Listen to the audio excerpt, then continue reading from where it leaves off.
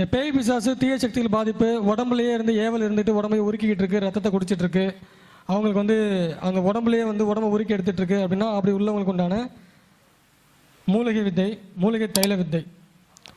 ஆண்களாக இருந்தால் தேங்காய் எண்ணெயில் வெள்ளை குண்டுமணி போட்டு காய்ச்சிக்கணும். பெண்களாக இருந்தால் தேங்காய் எண்ணெயில் மருதாணி செடி விதை ரெண்டையும் போட்டு காய்ச்சிக்கணும்.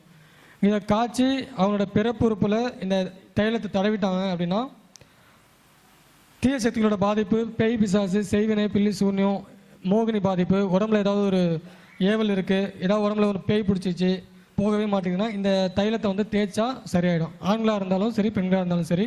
ஆண்கள் வெள்ளை குண்டு மணி போட்டுக்கணும், காய்ச்சிக்கணும். பெண்கள் மருதாணி செடியும் விதையும் போட்டு காய்ச்சிக்கிட்டு இதை வந்து உடம்புல விலகிறதுக்கு பயன்படுத்திக்கலாம். சார் எத்தனை நாள் தேய்க்கணும் சார்?